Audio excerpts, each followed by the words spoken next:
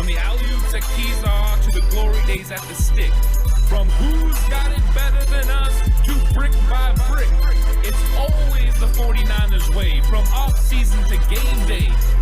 Yeah, we talk back. It's the 49ers Cutback.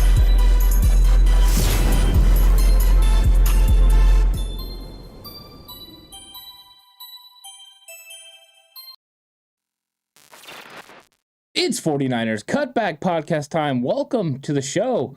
This is going to be a good one because we're going to be talking about 49ers players that are on the bubble to make the roster. And there's a bunch of players because there's a ton of competition. If you've been following our training camp battle videos, you see there's a lot of guys that are either in or out depending on if they win their battle. Very true. They could be in, they could be out. If you've been watching other content creators, you're watching John Chapman, then you know what he's feeling about a lot of these guys on this roster and where he's putting some of these players. And so I'm having Tarvarius Moore pretty high up there, and this is a guy who's would be on the bubble. I don't think John's feeling the same way we are about that, but that's what perspective allows. It's what different interpretations, different feelings on these players allows, is different ways to construct this roster. And listen, these bubble players are going to be the guys that make up the back end of this roster, and you're hoping, and should anything happen to your starters, are going to be guys you can count on later in the year.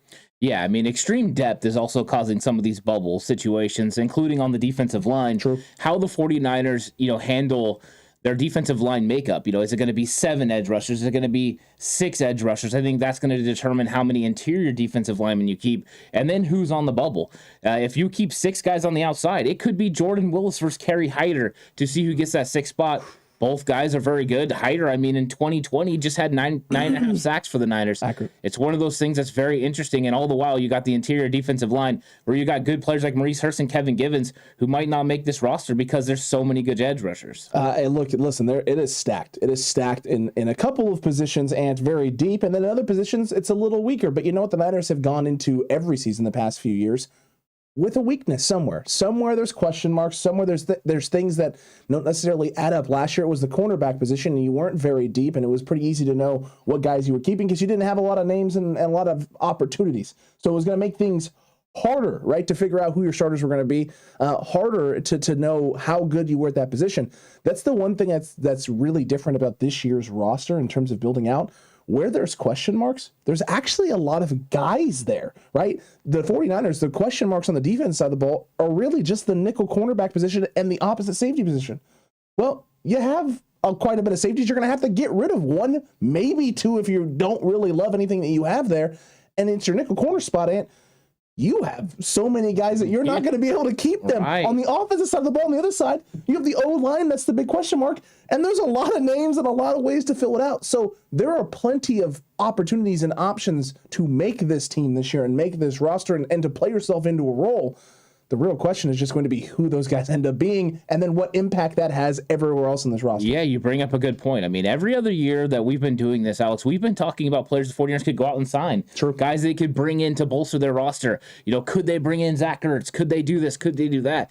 And this year, the only one really that is hanging around is the J.C. Treader situation because we have an unproven in Jake Brendel. And Jake Brendel's situation is going to provide somebody to be on the bubble. Because there's Keaton Sutherland that's involved in that. He could easily be a bubble guy. You got Nick Zakelj. He could be a bubble guy. There's a lot of players that could be bubble guys just if they lose their competition. This is one of the coolest things that's going to happen is this roster being broke down to 53. I feel sorry for the guys that don't make it, but man, you should look at yourself and feel good about it because you absolutely had to battle to get on this roster. This is going to be an extremely fun thing, but cutting to 90 to 53 is rough. It's gonna be extremely tough. It's gonna be really difficult. And Caleb, you are correct. Ant's hat is off the charts. And saying, as a matter of fact, if you like hats, you like merch, head over to 49erscutbackshop.com because while that hat isn't officially up yet, Ant, it will be up soon. Yes. And you won't want to miss when it drops. We'll obviously let you know, but you don't want to miss when it drops. So you head over there now, start perusing that site and getting familiar with where things are. That way you can be one of the first ones to snag it. That would be important. But look, what you just said is correct on the offensive line because if Brendel does end up being the guy there at center, that means you're not looking for another option. You're not looking for a treader. You're not looking to fill that role in other ways. And that does impact maybe necessarily how you build this roster out because as we all know, Daniel Brunskill is the utility of utility men. And while Daniel Brunskill is not on the bubble to make this roster, what Daniel Brunskill does afford you is the ability to not have to keep a guy around that maybe you want as a backup center because you have Daniel Brunskill available and ready to play that role, which then puts pressure on the Spencer Burfords of the world, the Nick Zakelges of the world, right? The Donovan West, who you brought in as an unrestricted free agent, Jalen Moore, who you drafted last year and put. Now, I don't think Jalen Moore is a bubble player. I don't believe that Spencer Burford is a bubble player. But Justin Skule, yes, right? Colton McKivitz, yes. Nick Zakelj has to be, because he was a later pick, and you have so much talent on that O-line. Yeah, unfortunately, Nick Zakelj is probably going to be on the bubble, and he's going to have to find a way to make this roster. I think they're going to want to keep him, and it could be the reason they end up going with 9 offensive linemen. True. It's to make sure they don't lose Spencer Burford, they don't lose Nick Zakelj, and then they can keep one of these veteran players, whether that's Colton McKivitz, or I'm going blank on Justin Skule. Justin Skule. Gotcha. Thank you. Gotcha. I don't know why I was thinking Daniel Brunskill, not Justin Skule. Well, I mean, veteran presence. Daniel Brunskill is that now. Because, I mean, with 9, right, you could keep, like you said, Justin Skule or Colton McKivitz, one of them. Jalen Moore, we think, is going to make the roster. And then the 2 rookies, with 9 offensive linemen, you can do that. But it does put Nick Zakelj on the bubble, because if they, for some reason, decide they need to go 8, they need to keep somebody in another area, that means Nick Zakelj they could have to release. I think he's going to play really well. I really do. I think he's going to be a tough player to get rid of. But you're right. There's some bubble players on this offensive line, and a lot of times you just talked about Daniel Brunskill being a center. So that means Keaton Sutherland's definitely a bubble player as well. Correct. And that's the thing, too, if you think about it. If someone like Keaton Sutherland if Sutherland elevates in preseason training camp, and John and I talked about this a little bit and messaging back and forth about this, because I really wanted to pick his brain about this, because he kept telling me that Keaton Sutherland is another Forrester guy who's played Forrester before, and maybe the reason they have both these guys in here is he feels one of them could be the option. Maybe one hasn't, in his mind, elevated over the other. Now, despite that being the case, because we've seen Jake Brendel taking all the first-team reps, and we've seen Sutherland taking mostly all the second-team reps, so it seems like there's a clear deviation.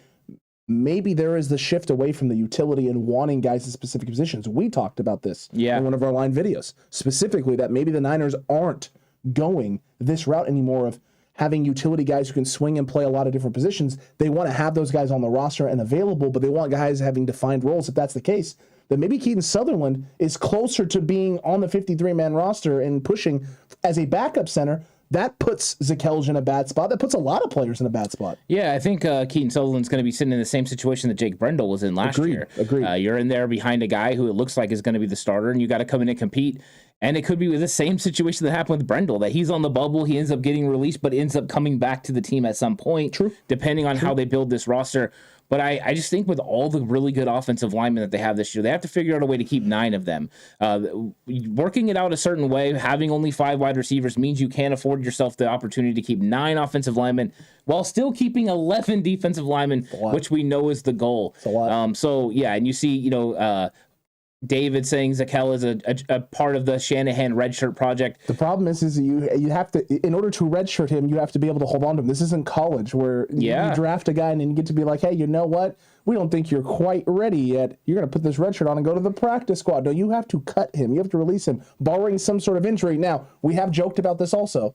The mysterious injury towards the end of training camp, maybe something like that happens with Zakelj. Yeah, it could. And what's up, Warren? How's it going? We see Mr. Corey, filling up chat with who he thinks are going to be guys that are on the bubble. In fact, he's saying, peace, get out of here. Peace, deuces to Jermichael Hasty and deuces to Diamado Lenore. That would be shocking. Yeah, and I think those are some things, those are guys we're definitely going to be talking about because I do think they're on the bubble just because of the depth of their position.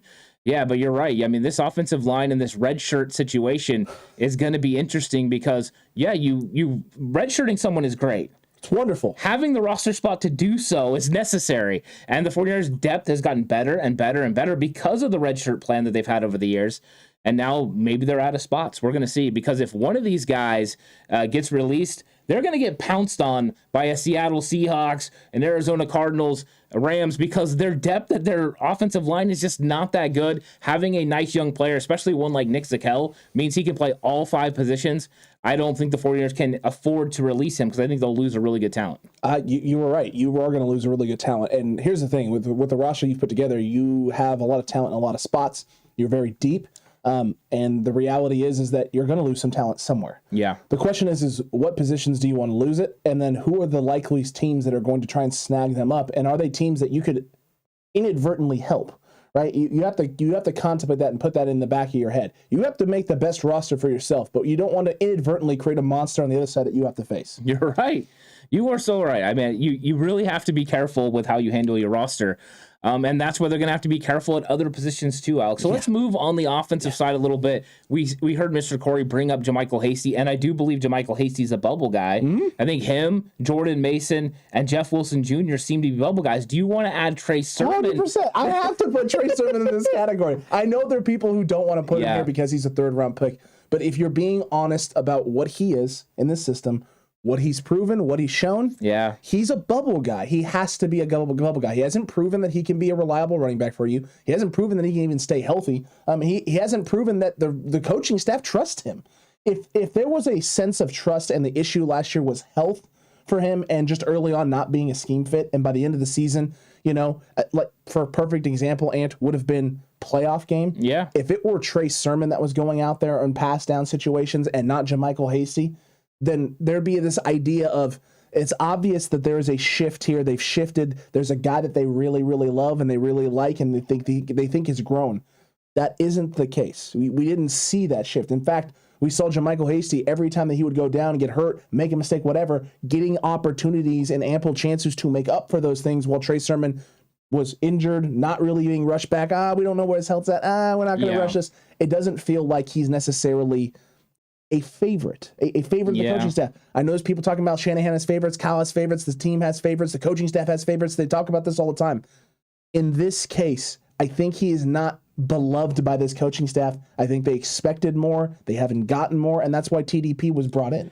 Yeah, I mean, I think a lot of times people think that coaches have favorites because they rely on those people. Mm-hmm. But really what it comes down to, and Alex, you coach a long time, you understand, when you have a player that you can count on, of course you're going to turn to them when the biggest moment happens because you know they can get it done. Yep. It's less about favorites and more about dependability, knowing that person can get it done when the biggest moment strikes. Proven commodity. It is. And, I think that's one of the things that Sermon's got to show the coaching staff that he can do. I think in that room, there's only 3 locks. I think it's Elijah Mitchell, of course, TDP because he just got drafted as a third-round pick, and then Kyle Juszczyk. I think those are the guys that you're going to count on being there in that room. And I think everyone else is kind of battling for their spot. I mean, there's no guarantees for Jeff Wilson Jr., Trey Sermon. I think Sermon, they're going to look at him as still like he's a third-round pick, so he's going to have some sort of an advantage. He's going to get a run. He's going to get He's going to get more opportunities to prove himself than JaMychal Hasty will. Yeah, and I think if he does struggle, though, they will release him if they have to. If they're afraid of, releasing another really good player, like maybe Jordan Mason shows out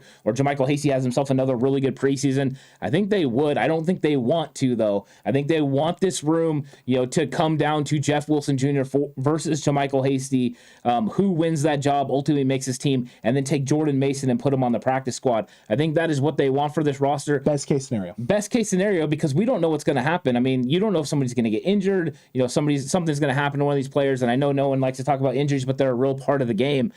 So I think that those are bubble players, and so the 49ers have a lot of bubble players in the running back room. And I was going to say that's already a lot of bubble players on the roster. That's just one room, though, and that's one room and a handful of guys that could all stake a claim. I think Jordan Mason's is the hardest one to stake here, a claim for a spot in the running back room. And if Jordan Mason's smart, he's pushing for that. Yeah. But understanding that a success for him this year would be getting to the practice squad. If he's someone the Niners value enough to put on that practice squad, that is a huge plus and positive because Kyle Shanahan has done a lot with undrafted free agent running backs in his time in the NFL. If you're a running back, has an undrafted free agent who's coming in, gets to be a part of San Francisco's training camp, put in the work, learn the system, and start to earn favor and the trust of that coaching staff, you could find yourself in a year or two or halfway through the season if the trend with running backs in the Shanahan system not being able to stay healthy, you could find yourself in a position to change your life forever. Yeah, and there's a lot to like about Jordan Mason. I mean, Jordan Mason's a big physical runner who gets, his foot in the ground and he goes. I mean, he really does fit what Kyle Shanahan wants to do. The only problem is there's guys in front of him who fit what Kyle Shanahan wants to do and guys that have already done it for Kyle Shanahan. So they have a little bit of a heads up on that.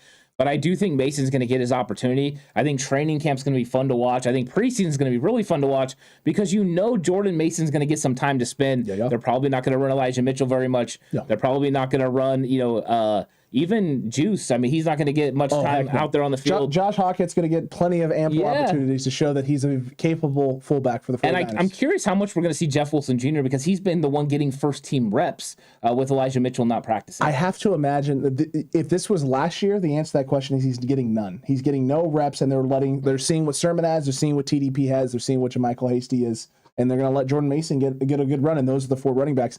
The reality is after the injury last year, he's going to have to prove it. Jeff Wilson Jr. has to prove that he's still that guy. That he's good enough that you can move off of someone like Trey Sermon or move off of a JaMychal Hasty, and that can be your running back group, right? Those 4 with Juszczyk. Yeah, I agree with you. You know, I think that makes a lot of sense for this room, and there's going to be a lot of competition. I think our training camp, battle videos have really broke it down into the actual battles. TDP versus Trey Sermon, and also JaMychal Hasty versus Jeff Wilson Jr. Those are battles that need to be won. It's going to be fun. And some of these guys are on the bubble to make this roster. There's probably 18 to 20 spots available on the 49ers roster that are not all the way locked down. Sure. So I think it's going to be a fun battle. I mean, 20 is more than a third. That's a lot. That's a lot. It is a butt ton, and it is a butt ton. It is a lot of open opportunities, and some of these guys is going to be special teams. The special teams area and what they do on special teams, what they can add on kickoff, kick return, punt return, PATs, field goals, whatever it may be. Those are things that are going to sell. Now, position skill players, less on PATs and field goals, obviously, than any other aspect, but in the return game, both as a blocker or someone going down the field to tackle, being a willing tackler. As John Lynch has told Juwan Jennings one year, you need to be aggressive, hungry, like a safety out there, hunting the ball carrier down on these kickoffs. That's going to have to be the starting point for your role, and then we build off of it from there. A lot of these guys, this is going to be their first chance and their first opportunity, especially these young guys coming in. They're going to have to show they can do that. Yeah, you're right. I mean, that is special teams is an avenue for players especially players that are even, to be able to make this roster. You might have to separate yourself in one of those areas. And I think that, there's a lot of players, especially running backs. Running backs are always a big part of special teams. They can play, a bunch of different spots. So I think that would be a really important place for some of these teams to make the team. That's right. And Big Papa, you aren't wrong there. An iron sharpens iron reference. And he also spelled out competition. He went really, really heavy with it. I love that, Paul. I absolutely did. But you're right. Competition all across this roster. Competition breeding, better play, improved play, forcing players to elevate, can't be comfortable, no resting on laurels. And you gotta show me something different this year. Yeah, exactly. And there's other positions too with bubbles on the offense, tight end especially. Oh yeah. If you watched our tight end video where we went over the training camp battles, there's just so many players that are a part of it. Other than George Kittle, obviously. Right. He's not a bubble guy. I don't think Charlie Warner ultimately is a bubble guy either. I think right now you are correct. Yeah. I think it could always happen, right? I mean, he doesn't have a hold on it like George Kittle. But it's not a lock, right? It's not a lock. Right. But Kyle Shanahan he's already brought in his etcher, the guy to etch his name into stone, right? Yeah. They're getting the dimensions laid out, how they want Warner to look on the stone right underneath George Kittle's, but they haven't pulled the trigger yet, paid the man and said, go ahead and etch him on. He's here to stay. But they're getting it all lined up and ready for it. Yeah, you're right. I mean, he's definitely sitting in the best situation. I think the team feels comfortable with him. Yeah. And I think the whole motivation for the offseason has to been improve the tight end room, but mainly to improve the third tight end spot. Croft, I think he's a bubble guy, even though I think he has the inside track. Him and Dwelly are bubble players, of course. Fumagalli, Tanner Hudson, Jordan Matthews. Yes. All those guys are bubble players. That's 5 bubble players in that one room. They're all competing for one spot. It's going to be survival of the fittest in the tight end room. Only one guy will win unless Charlie Warner gets overtaken. Like if Croft, for instance, was to overtake Charlie Warner, that would put Warner in danger of maybe losing his position battle to another one of these guys. Sure. So it's going to be a fun battle to watch, and there's a lot of guys on the bubble. It would be. I think the best case scenario for San Francisco would be Tyler Croft elevating himself into the tight end 2 category and Warner being 3. I think that's the best case scenario for San Francisco. The most unlikely but the ultimate case scenario would be Jordan Matthews somehow elevating himself into the tight end 3 room in the category, because it allows you so many things. But in order to do that, he's going to have to be able to match Charlie Warner's ability to block. And I just don't know how that's going to be the case. So if he can match at the very minimum, the bare minimum, if he can match somewhere close to, let's say, Tyler Croft, what he's been able to do as a blocker. Tyler Croft doesn't set the world on fire in the blocking category, but he's not a liability. If Jordan Matthews doesn't set the world on fire, but isn't a liability out there on the football field as a blocker, then this competition gets very, very tight, because then it comes down to, again, philosophy. What do you believe in Kyle Shanahan at your tight end room? What do you need there?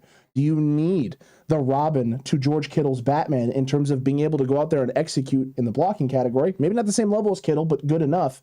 And then being able to open up the pass game, is that important to you? Because if so, Jordan Matthews becomes a very enticing possibility. But if you need your tight ends to be able to help establish that run game, make sure they are dominant in that area and category, and if you lose a little bit on the back end in the receiving category, it is what it is. If that's the most important thing and aspect, Jordan Matthews is going to have a very hard time cracking this roster, as will a guy like Fumagalli. Not because I don't think he can get it done or do it, because it's not proven. Right. You're making a lot of good points there. I really do think you are. You went through and laid it out well. And I think part of the reason that this tight end room is so interesting is because we've seen Kyle Shanahan go out and he gets players that have a certain set of skills, right? He likes guys that do a certain thing and then he puts them in that sort of situation. Jordan Reed was one of the perfect examples of that. He saw a guy that doesn't block very well, but he can be used as a power slot. He can be used in a lot of avenues to use his big body against matchup issues with linebackers and safeties, and he liked that, and so he went that way. And so when Kyle Shanahan's looking at different players, and that's why you brought in Ray-Ray McCloud, Danny Gray, but also Jordan Matthews, is you're looking at, could there be something, a way for me to use these guys? And the whole time we've been arguing that, the tight end room, though, needs some guys that can do both. They can block, and they can go ahead and go out for a pass, because when it came down to it, Ross Dwelley became somewhat of a liability in the blocking department, and Charlie Warner hasn't developed fully as a pass catcher. So we need guys that can do both. Could Croft be that guy? I think he could. That's why I think ultimately him being the most likely to fill the spot next to Charlie Warner makes a lot of sense. But how are the 49ers going to see it? Because if Kyle Shanahan decides that he wants a specific role, like even a Jordan Matthews, and says, you know what, I want a power slot this year. Warner can handle two tight end 2 goals, but I want a big body tight end that I can put in the power slot situation when George Kittle is out. That could give Jordan Matthews an edge to be able to have an opportunity to make this team. It very well could. I loved here, Ant, I'm jealous of your John David Crow jersey from Lou. It's absolutely solid. But speaking of 44 and Kyle Juszczyk, I wanted to pose it to you because I have been thinking about it a little bit. Okay. I'm wondering, in a world where Josh Hockett elevates to a point where Kyle Shanahan feels like, hey, man, it would be absolutely incredible to have this guy on the football field as the lead blocker and put Kyle Juszczyk in some very interesting situations as sort of an H-back sort of look, or even lined up at tight end at times. Would we see a Josh Hockett sneaking onto this roster and Kyle Juszczyk shifting into more of a tight end-esque role? And while the Niners shifted away from 2 tight end sets last year, they load into power sets with Hockett on the field, Kyle Juszczyk, and George Kittle. I mean, I never want to put it past Kyle Shanahan. And then you got Chris Forster coming in with his opinion. So I'm not going to discount this. I just wonder, how much better do you think Hockett would be at blocking than Charlie Warner coming from the fullback position? This is what I don't know. I don't know the answer to that question. And this is one of those things where Hockett's been around for so long. At some point, he's got to be trying to push his way into a different situation, or at least an opportunity to make a team. Now, the problem has always been in the NFL, especially lately, fullbacks, not important to teams. Teams don't have them, but there are teams that are starting to dabble back into this, and Seattle might be one of those teams that may be looking for more fullback options. And I know there's a couple of other teams that have teased and tossed around this idea of getting back to having a fullback and traditional two-back sets. And I just wonder. I wonder if there's any opportunity to make that a reality, because it does really feel like Josh Hockett is just there in case Kyle Juszczyk goes down, and that's it. That's the only role he plays. Yeah, you're right. I think Hockett is just a guy that's there in case Kyle Juszczyk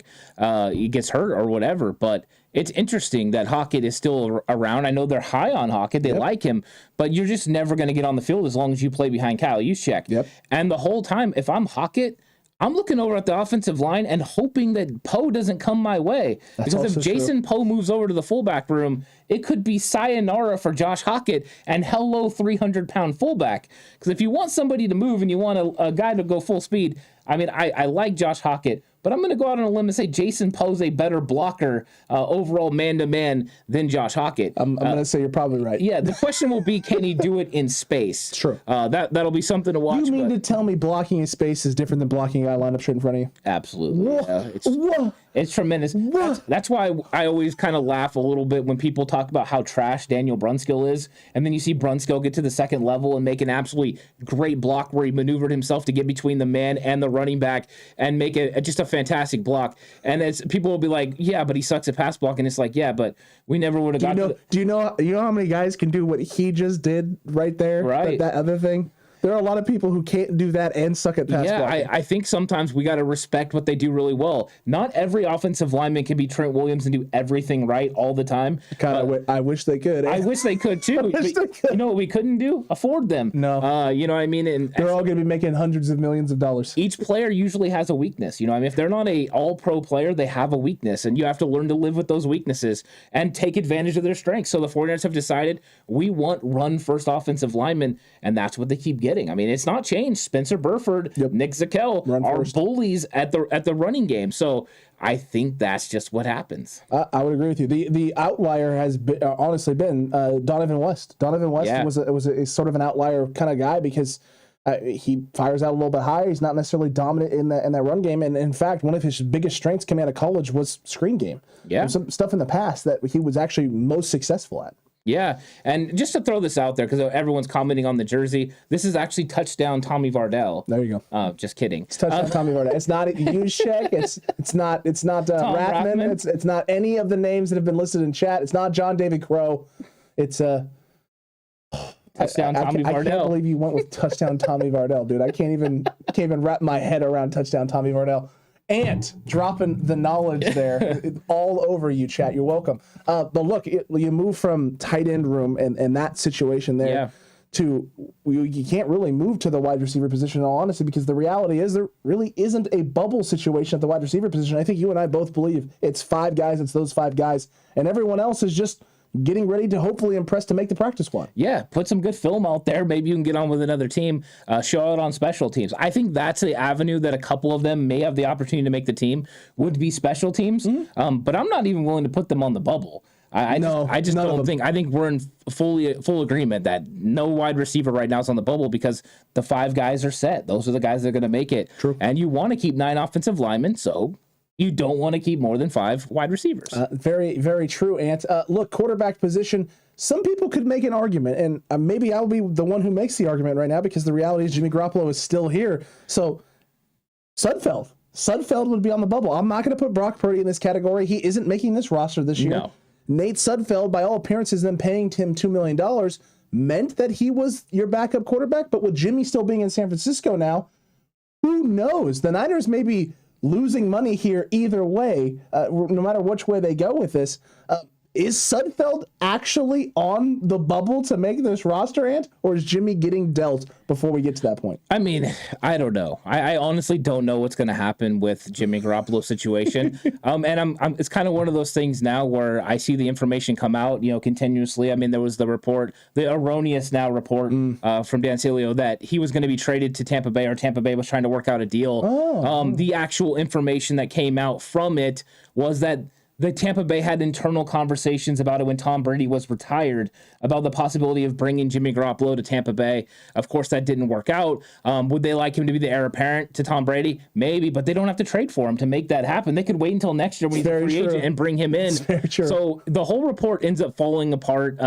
So I don't know what's going to happen with Jimmy Garoppolo, but as of right now, he's on the roster, and I'm going to comment on him being on the roster right now. So as a roster spot, he would not be on the bubble to make this roster. That would put Nate Sudfeld on the bubble because Jimmy Garoppolo is still there, because in no world is Nate Sudfeld a better backup quarterback than Jimmy Garoppolo. In no world, Ant. In no world. Everything you just said is 100% the truth, 100% accurate. In no world is that reality. It will never be reality. If Jimmy Garoppolo is on this roster, it's him and Trey Lance. And then it just becomes, if you're Kyle Shanahan, what is the plan? What is the future plan? Because the whole purpose for the 49ers paying Nate Sudfeld $2 million was because someone valued him out there and was willing to pay him that money, which would mean if you try and cut him and sneak him to the practice squad, that same team may scoop him up as a backup option for their football team, Ant. Yeah. So can you risk that? Can you actually risk that? And that then forces you to keep a third quarterback. Yeah, you're right. It could, and if that happens, could you lose another talented? Now you lose an offensive lineman. Yes. Do you lose a defensive lineman? I think that is a big fear for the 49ers. I think you don't want to lose Nate Sudfeld. And that's the thing. If you keep Jimmy Garoppolo into the year, you run the risk of losing Nate Sudfeld. And then what do you got at the quarterback position if you decide to trade Jimmy Garoppolo? You're going to have to either call up Brock Purdy or have another option. Yeah, you are going to have another option. Is Josh Johnson available? We know that's been a go-to. He got some snaps last year in New York with the Jets, with those Jets, and so he's in the system already. Yeah, could you entice somebody to come out of retirement? Maybe. I mean, you could probably do that. It's interesting though. I really do think it's interesting. But until the Jimmy Garoppolo thing gets kind of figured out, I don't think we know exactly who's going to make it there. So there are some bubble players. I don't think Brock Purdy's on the bubble because I don't think he has a chance to make the team. But I think Nate Sudfeld has to be considered bubble until we know what happens with Jimmy. It's very true. It is bubble until then. Anta and Lou, do you really think Jimmy wants to stay on this team as Trey's backup? No way. Who wants to be a backup? No one. Ever. Well, except for maybe Moran. Alex Moran, though, you know what though? It's all about the trickle down. It's all about the trickle down banging. That's Jesus Christ. Alex Moran is probably the only fictional person that has ever wanted to be a backup in freshman year. Alex, Cesania, this Alex, freshman year for basketball, because I was scared crapless of playing high school basketball. But that's beside the point. No professional, no person who is on the professional stage wants to be the backup. They want to be the guy out there doing his job for his team. So no, Jimmy doesn't want to stay on the team and be a backup, but it also comes down to options. Yeah. What your best options are, and your future, right? If Jimmy believes his best option and opportunity to be a starting quarterback in the league going forward would be to stay on in San Francisco and be a backup quarterback for a team that could win a Super Bowl, and if his number got called, did something for this team to help them get that, then he will make that choice and make that decision. But that's going to be barring another team not calling his name and his number, essentially. Yeah, I mean, he has to find an open spot. There has to be an open spot out there. I mean, he could end up, if he got released, I think he would think Seattle would be an appealing situation for him. Mm-hmm. He could go there and be a starting quarterback. But other than that, there's not a lot of options out there. Jimmy Garoppolo doesn't want to be a backup quarterback. He wants to be a starter. He'll take less money to be a starter. I don't know if he'll take less money to be a backup. I think that would be a perfect situation for the Niners. I don't think it's going to go ultimately that way, though. No. So hopefully we'll get some sort of resolution before training camp or around training camp beginning on what's going to happen with Jimmy Garoppolo. Or, like Kyle Shanahan said, if he's on the roster, I expect him to be at practice. So we're going to see. We'll see. It may be number 10 will be out there. Who knows? We'll find out, and only time will tell in this situation and what's going on and what happens there. But again, in time. So now we can shift. We can finally shift, Ant, from the offensive side of the ball to the defensive side of the ball. And you have to start with your front four because it's the identity of the defense. Also, it's where the most questions lie because of not just who, but how many guys they have. The Niners are keeping at least 11 of these guys. Yeah. If they could keep 13, they would keep 13 if it were possible. I don't believe it can be. So who are the guys that you're thinking immediately come to mind that are bubble guys? I think on the defensive line, I think Jordan Willis and Kerry Hyder are bubble players. Fair. I think they're in a competition to potentially get a 6th spot on the edge. That is normally how the 49ers have broke down their defensive line with 6 edge rushers, 5 interior guys. At least that's what they did last year. If they go with the same thing, those 2 guys could be in a battle to see who gets the roster spot. If it's the other way and they keep 4 interior defensive linemen, that's when it comes down to Kevin Givens against Maurice Hurst. Yep. And I think that one would be interesting. So it all depends. If they keep 7 edge rushers, Hyder and Willis both make the team. If they don't, one of them could be gone. I think that's definitely the case there. I do think the Maurice Hurst, Kevin Givens camp battle is a real thing. I think if they don't see what they want to see out of those 2 in particular, they're going to pick one of the 2. If they're not seeing something that makes them go, we have to keep both of these guys around. These are the best options for us to building this D-line the way we want to build it. They won't keep both. They will move off of one, and they will maybe even trade one. They potentially could trade one to try and get some capital. Maybe it's something they do in a deal with Jimmy Garoppolo. Who knows? I don't know what it would be. But the reality is that neither one of those guys is set on this roster. Neither one of them has a spot locked up. They're both proving it. Givens' contract proves that, as well as Maurice Hurst. He's taking a minimum exemption salary. He's not getting paid a lot of money. There's not a lot of money on the Niners' books that counts against the cap. So he is not solid or set in this position.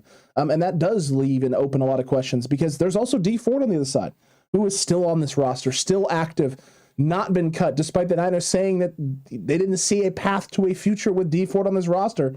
Okay, I mean, words are just words until action comes into play. And you can say that all you want, but until you actually pull the trigger on Dee Ford, I mean, in theory, he could come in, be healthy, and make the roster, which would throw everything into a loop, because what do you do then? Because now there's someone who we believe would be a lock at the DN spot that no longer is.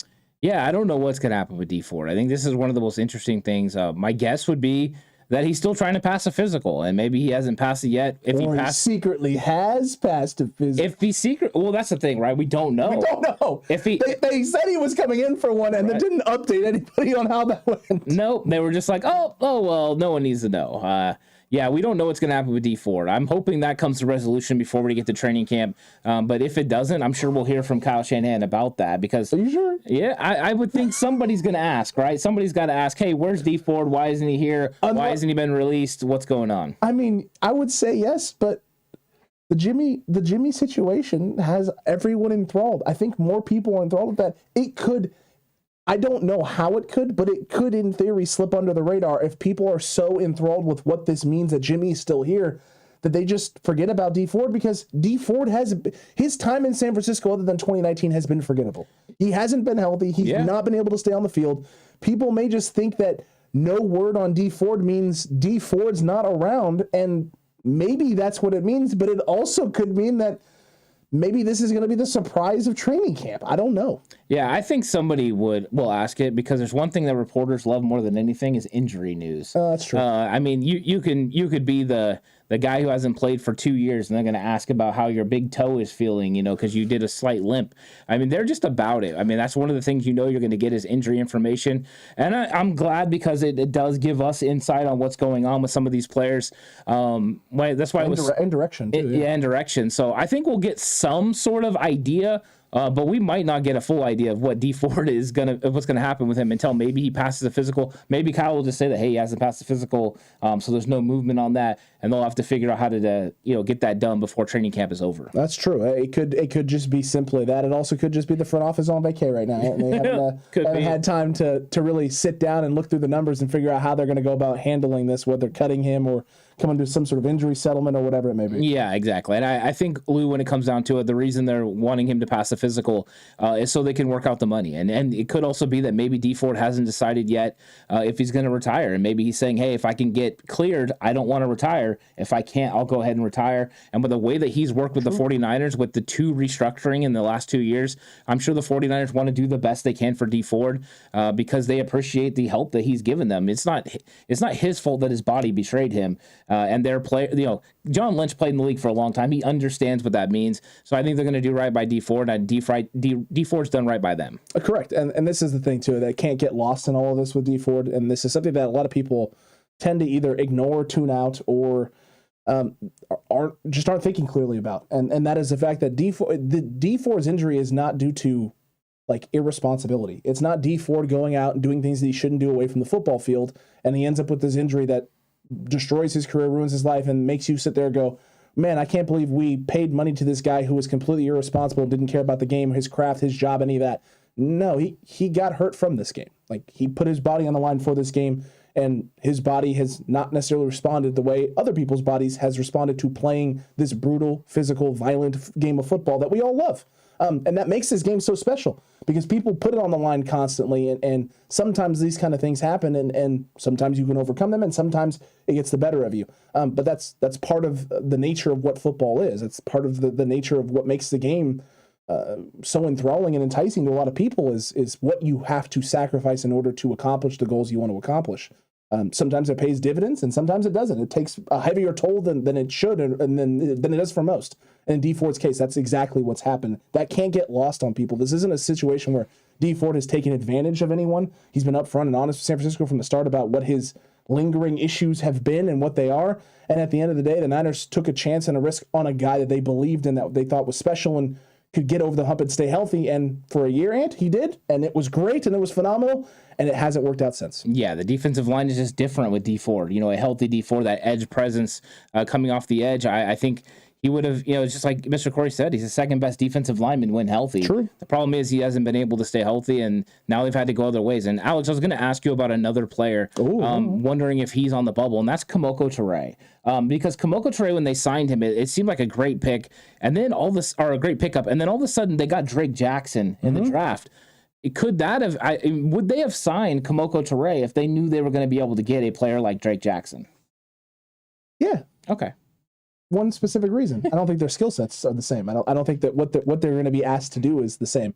In all honesty, with the Kemoko Turay, not the Kemoko Turay signing, but the Drake Jackson signing signals to me is someone like Kerry Hyder becomes a little bit more expendable. Someone like Jordan Willis becomes a little bit more expendable. And if Charles Omenihu doesn't develop the way you want, maybe Charles Omenihu is expendable. It also could just be simply this. The 49ers are very good about building things and building future decisions for the future, and getting guys behind and letting them develop, get to where they need to be, and become the players they need them to be a year or two down the road.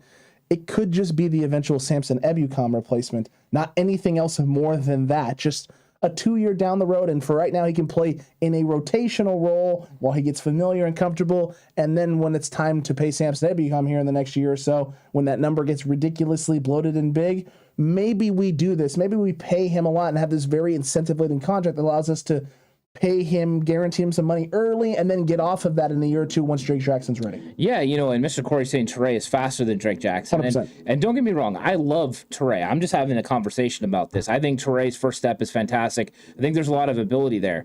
But when I'm looking at it, I see Drake Jackson as a developmental player, somebody that a lot of people would put into Kyle Shanahan's redshirt program. Sure. While they're doing that on the D line, though, for Chris Kasarik, you have to go out and produce. So you have to find a role for Drake Jackson. And right now, with the way he plays against the run, he's got to be a situational pass rusher. Yeah. So finding another role or another player that fits that role is Kemoko Turay. He's a situational pass rusher for the 49ers. How many situational pass rushers can the 49ers keep? Can you have too many?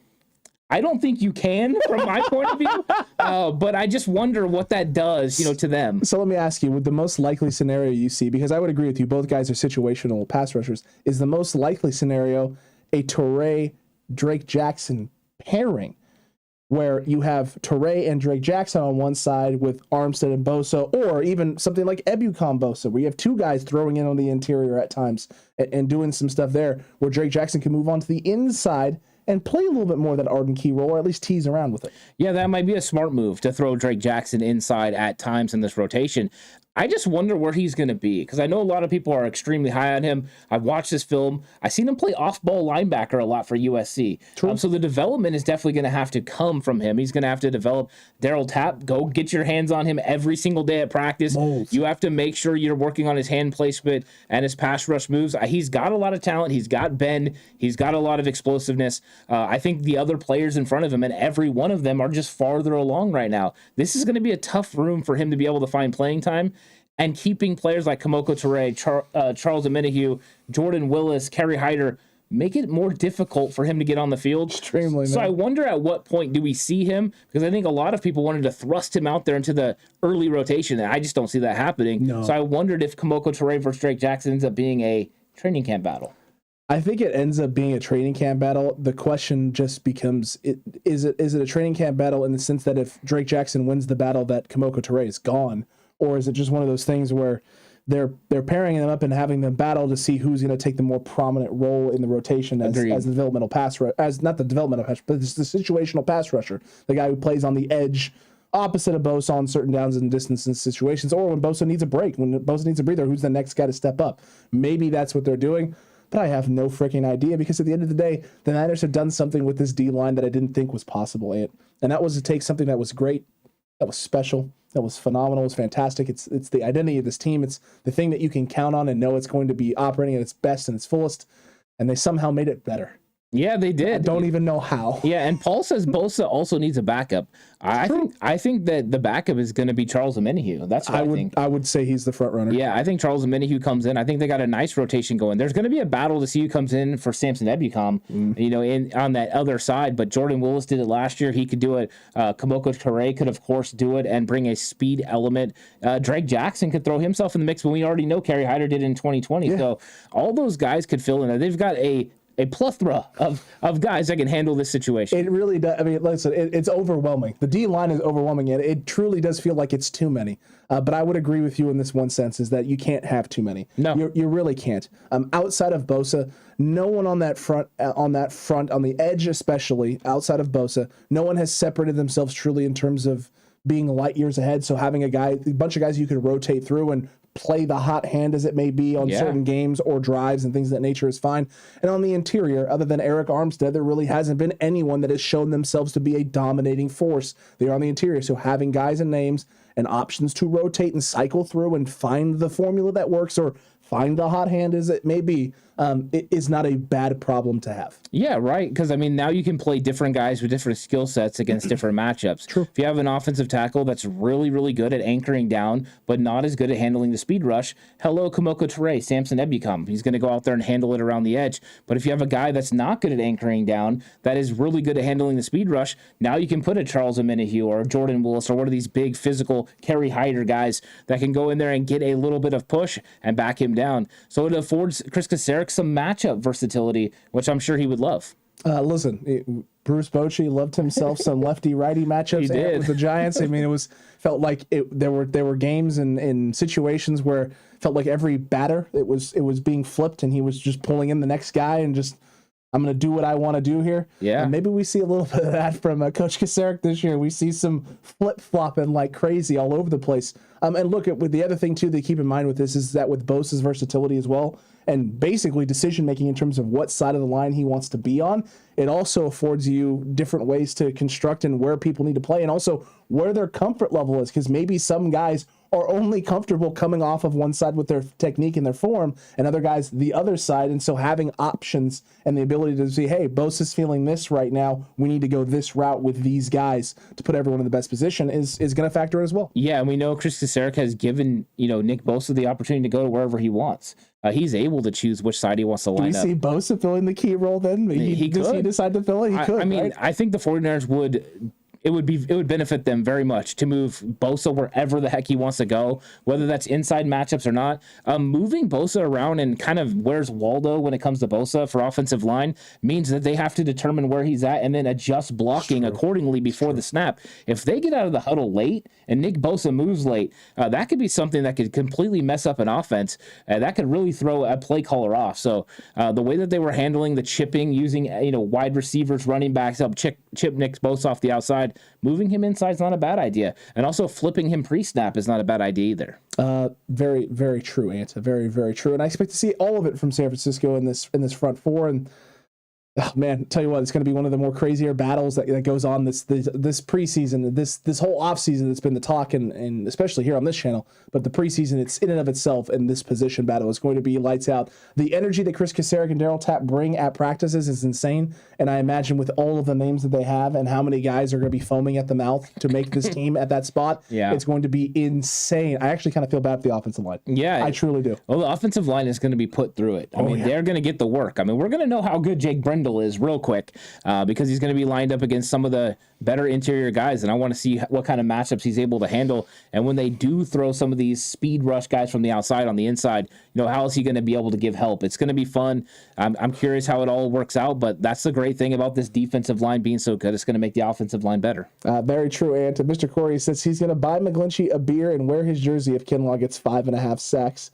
As someone had asked, Kinlaw 5.5 sacks. That would be a lot of sacks for Javon Kinlaw, seeing as we haven't seen him rack up more than about 1.5, 2, I think it was his first year. Yeah, but I mean, if he plays 17 games, playing next to a guy like Eric Armstead. Armstead didn't play on the interior when Kinlaw played in 2020. No, he played exterior. Yeah, and it was a completely different. And no DJ Jones. And no Nick Bosa. Yeah, so true. There was a big difference between that. Now, do I think Kinlaw's going to get a lot of opportunities on third down? No. So he's going to have to do it on early downs. But 5.5 sacks, there's a potential for that. I'm not saying it's going to happen. I think that would be a great year for Javon Kinlaw. It'd be a huge year. The 49ers would feel really good about that. And Paul's taking the receipt because he said he's the one that said 5.5 sacks for Kinlaw. So I like it. So that'll be fun. And what's up, David Villa? How's it going? How you doing, David? Yeah. Hey, how are you doing, good sir? Look, you go from that, Ant, to you go straight back, directly behind them to the linebacker room. And I would argue that there is really no bubble players here at the spot. I think you and I both believe you have your three. You have your three guys there. You have Demetrius Flanagan-Fowles that maybe you feel one way or the other. And then you have Oren Burks. You have those 5 guys. Do you think they keep 5 or do they only roll with 4? Yeah, I think they're keeping 5. And I think the reason is Oren Burks is a great special teams player. Demetrius Flanagan-Fowles, a great special teams player. Both of them are going to be very good backups for this linebacker group. I think this is one of the better linebacker groups the Niners have had in the last 5 or 6 years. So I think top to bottom, it's a good group, and they're going to help you in other ways too. It's going to be hard. I mean, the only other option is maybe Robinson possibly getting on this roster. I don't know. It seems unlikely. It seems the Demetrius Flanagan-Fowles has earned the respect of this coaching staff in this room. He's continued to grow and develop. It was a little spotty last year. It got better as the year progressed. Definitely got better at the second half of that Chicago game, and then you have Oren Burks, who you brought in. You have a new special teams coach who's pushing for some guys and some names, Burks being one of them. So it feels like your 5 guys are etched in stone. That's what it's going to be, which is fine, because now you can move back to the safety room. You can move back further than that and to your safeties before we get to the perimeter of the corners. And I don't know if it's not set, but is there a bubble anywhere? Like, is there really a bubble? Because it does truly feel like that Tarvarius Moore is kind of just out, unless he's not. And if he's not out, then that is what are we doing? What is the safety room doing? I think it's real clear that there are 3 absolute locks. 100%. It's Jimmy Ward, Talanoa Hufanga, and of course George Odom, because of the special teams and the money that they paid him. Those are locks. And then after that, it's got to be Tarvarius Moore. He's competing against 2 undrafted free agent rookies, Leon O'Neal Jr. and of course Taylor Hawkins from San Diego State, who are good players.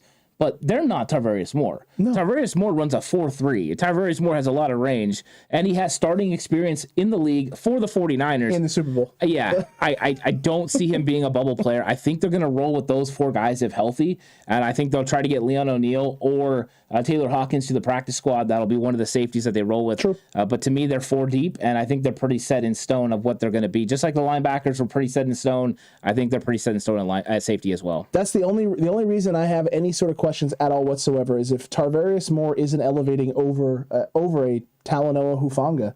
And yes, you like his depth there and his options and what he can do. What does his health look like? Is health the reason why he's not elevated there and is being kind of kept down? Because if he's not 100% healthy, then there is 100% an opportunity, a possibility for the 2 gentlemen you just talked about, both Hawkins and both Leon O'Neal Jr., to be able to slide in and try and elevate themselves, because you don't have a healthy Tarvarius Moore. And if that's the case, I would imagine they would do something like put him on the PUP list rather than roll him out there on this football team.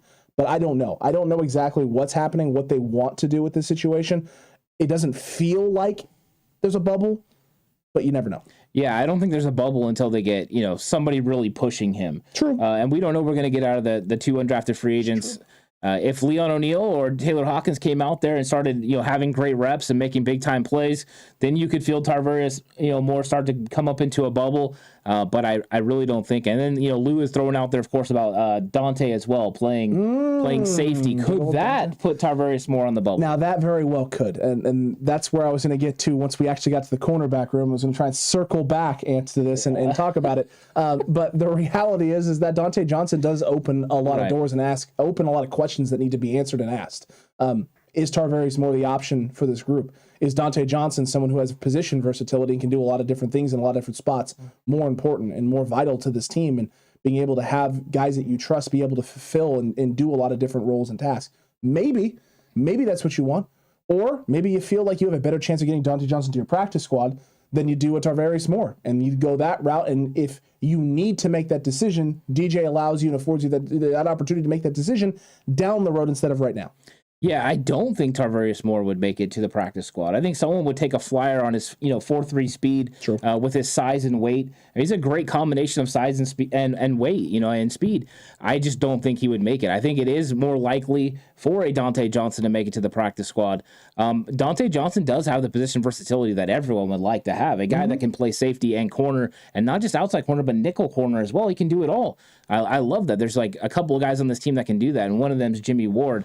But this cornerback room is going to be absolutely ridiculous as well, because there are so many guys that could be on the bubble and guys that they just drafted. And I don't like putting guys who are just drafted on the bubble. They have to be, but they have to be, because you have Tarvarius Ward, he's a lock. You have Emmanuel Mosley, absolute lock. Ambry Thomas, lock. A healthy Jason Verrett is a lock. Yeah, but do we know he's healthy right now? We don't, and that opens questions, because if he is healthy, then there's less spots available. If he's not healthy, there's more spots available. But even if there's more spots available, there's still a lot of names. You still have Tariq Castro-Fields. You still have Samuel Womack. You still have Darqueze Dennard. You still have Dante Johnson. I mean, there's still names. There's still opportunities. There's still Diamond Lenore. For God's sakes, you just drafted the kid.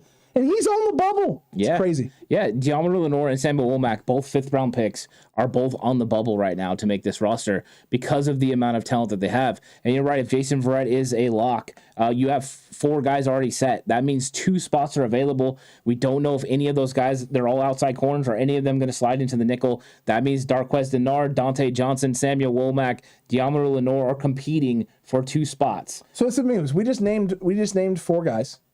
If Verrett is healthy, your first 3, those are your 2 starting corners in your nickel. Then you have Ambry, who's your backup outside for either one. So what else do you need? Some people would say, well, you need another nickel guy. And so if none of those other guys can move inside, then that means there really isn't 2 free spots, because then Darqueze Dennard kind of slots in as that backup, and maybe he's that 5th option. He's that 5th guy. That's 1 spot for a plethora of guys. Yeah, and I think when you're looking at it, if we go with those 4 that we talked about, right? True. Ward, Mosley, Verrett, and then Ambry Thomas. Let's take those 4 guys and put them over here. Then you have 2 veterans and 2 young guys. I mean, of course, we have undrafted free agents like Quantrez Knight and those guys, but those guys are like really on the bubble. They really, their bubble's about to pop. They're, as they say on ESPN, right, when you're making your brackets or whatever it is, and they're the first. He's the first 4 out. Yeah, he's in the first 4 out category. You're right. So you got those. The likelihood would be one of those veteran guys make it. So Dante Johnson versus Darqueze Dennard, and one of the young guys make it. Diamond Lenore versus Samuel Womack, or Castro-Fields. Or I forgot about Tariq Castro-Fields. He's in the hunt as well. I mean, he was the only reason. Here's the thing, right? He's in the hunt because he was drafted. If he was an undrafted free agent, he'd be in the same boat as Quantrez Knight. He's the first 4 out. But because you brought him in, you took a flyer on him late in this draft after you took Womack, re-signed Darqueze Dennard before that, had Dante Johnson still being a part of this roster, re-signed him. You just drafted Demo, and the fact that they took Tariq Castro-Fields means he's going to have an opportunity. Yeah, I think this is going to be an absolute battle. I really do. Louise, the secondary from last year, where it looked like it was barren land, you had some guys that were really good, and then it was just like, whoa. To this year, where it's absolutely stacked with a lot of very talented players. I mean, we could show up on August 30th and be talking about Diamond Lenore being released after the fact of how high they were on him, hoping they're going to get him to the practice squad. I know that there has been a little conversation. In fact, Luke Luna brought it up in comment section, was what if Lenore moved to safety? Could the 49ers ultimately try to move him to safety? Now, there hasn't been any talk about them actually doing that. He hasn't got any reps. There also hasn't been very much reps of him playing in the nickel, which is interesting because everyone thought he was going to be a nickel corner when he got drafted. I know we did. Yeah, so, but would that make sense, a guy that's 5'10", 200 pounds that runs a 4.5 40? It doesn't feel like it. Yeah. It doesn't feel like it would make sense, but crazier things have happened. There have been crazier things that have occurred in the NFL, and if you're the Niners and you draft this guy in the 5th round, you're going to try and do anything you can to see if this can work and if this makes sense. But the reality is that you drafted Samuel Womack, another guy, right? You're roughly in that spot that nobody had any idea who this kid was. Nobody on draft day was in the comment section going, man, Samuel Womack, what a steal, baby. What an absolute golden goose egg of a find. Nobody was feeling that way. Yeah. So all everyone could think was, man, they must really not be that high on Diamond Lenore. It has to be that, because I don't know who this guy is. I don't. The Niners obviously love him because there's a good chance that nobody was going to touch him before the 6th or 7th round if nobody else had an eye on this kid. The Niners did. They go and pull the trigger on it. So Diamante Lenoir's got questions that need to be answered. The only thing that we need to know now is, have they given up on the Diamante Lenoir in the slot experiment? Because if that experiment has been forfeited and given up on, then his opportunity to make this roster is going to be very, very difficult, because Womack is being teased to be able to do both. Dante Johnson can do both. Darqueze Dennard can do both. I mean, that already puts him in a bad spot.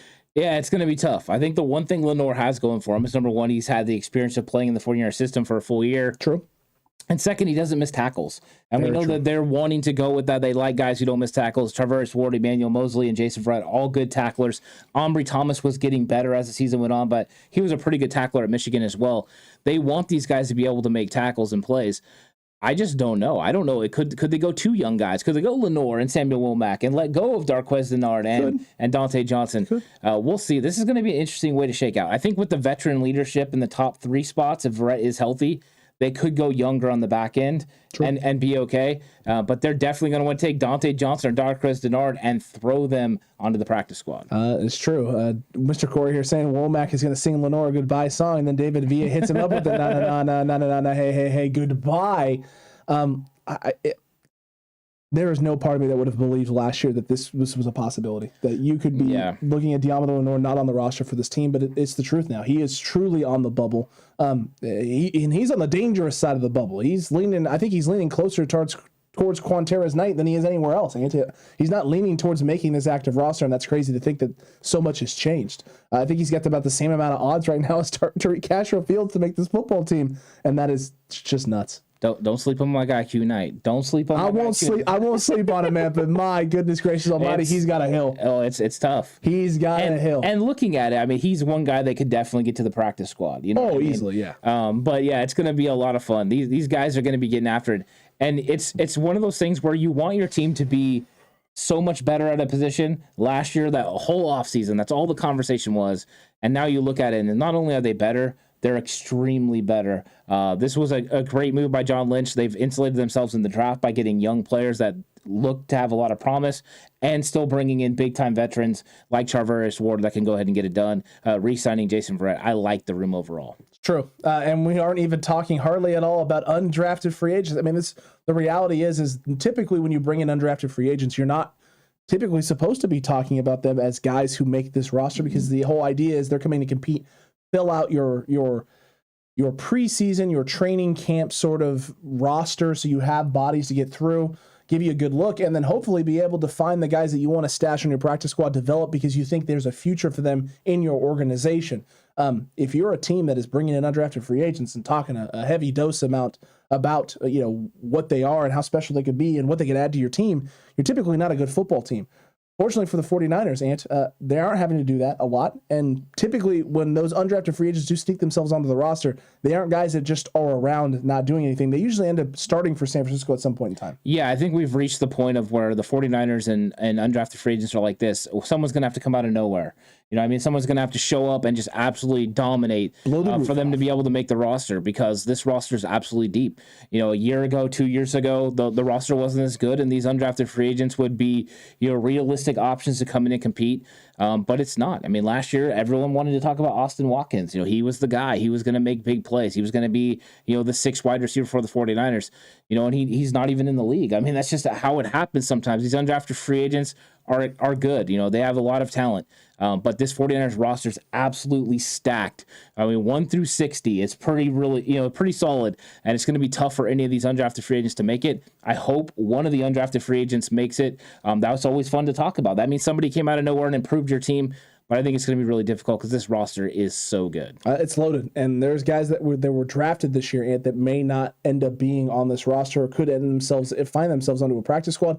And I think you're going to find that across the league. There are a lot of tough decisions that are going to need to be made by a lot of organizations, and we'll see what routes these teams go. Some will go young and stick with the guys that they drafted. Some may go with veteran guys, letting their young guys go, hoping to be able to sneak them on because they may think to themselves, hey, a lot of teams are going to be in this boat, and I'd rather have the proven commodity right now and see what those young guys do. I think a lot of people are going to go that way, and you may have teams that don't. You may have teams that go young, let the older vet guys go and release, and then you have these teams holding on to old vets and releasing young guys and going, time to build the future. The future is now. It is nigh. It's time to start snagging up some of these guys that we really like that we couldn't get our hands on in this loaded draft class. Yeah, you're right. I mean, and I like what you said earlier about the way that you use undrafted free agents. You're really bringing them in to get an eye on them, or, look at them to see if you want to put them on your practice squad and eventually develop them into somebody that can maybe compete and contribute, on your roster for years to come. But guys are going to help you in practice and special teams and running on the scout teams and all those things.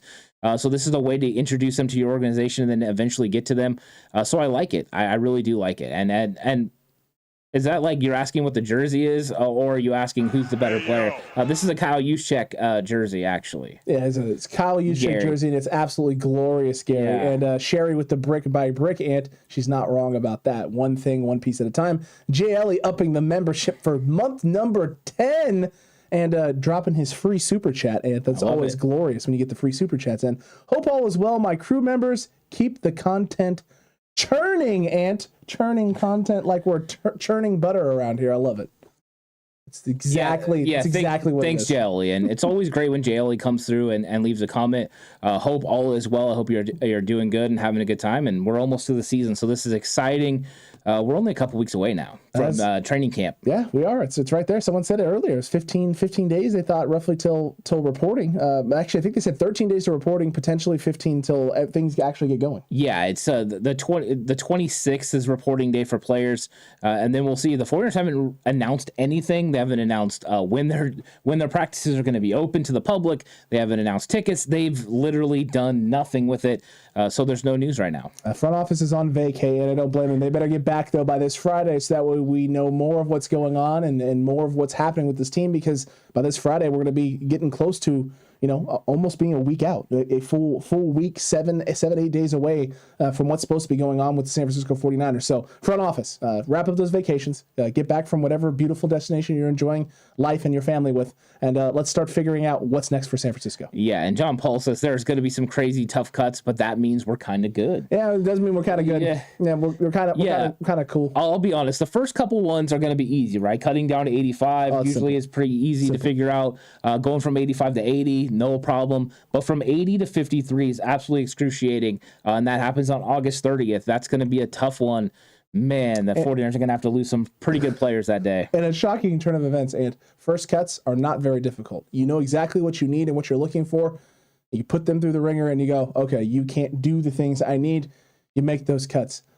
Second cuts get a little bit harder, but still fairly easy, because you're not at a point sitting there looking at those players and being like, yeah, you're going to be around for a little bit. And a shocking turn of events, and those final cuts where it's like, hey, these are the guys we need to have here. These guys can help us win football games in whatever way we need them to win football games, because things will change and adapt as the season goes on. You're not just building a 53-man roster going, we're going to do things one way for 17 games the whole entire season. No, there's going to be ebbs and flows. There's going to be changes. You need guys who can bend and flex and do things with you.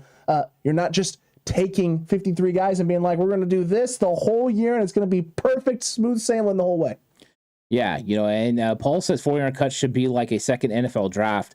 It's one of those things that's so interesting, because you're so happy for the 53 guys that make the roster. You're so happy for how your team looks. Unless their name's Tom Compton. Yeah, but I think you feel bad for the guys who get cut. 100%. You know what I mean? You're talking about guys who have a dream to play in the NFL, and some of them are not only going to get released and get onto the practice squad, some are going to get released and not even make the practice squad and get released and maybe never even play again. So I mean, we have to remember that human element as well. But it is a good day for the 49ers figuring out how they're going to build their 53. It's one of those mixed emotion ones, but it's an exciting one. And in fact, last year when we did the live stream, it blew up. It was absolutely crazy. So sure. I mean, we'll be having fun on August 30th, because I think there's going to be a lot of conversations to have about how the 49ers build their 53-man. It's going to be a blasty blast. TCC, don't miss out on any of the content. Make sure you're subscribed if you haven't already. Hit the like button if you have not done that notification bell as well. I went 1 hour and 12 minutes, Ant, without plugging a a subscription to this channel. I cannot believe I've done this. So make up for the fact that I didn't do this and hit that subscribe button today. We'd really appreciate it.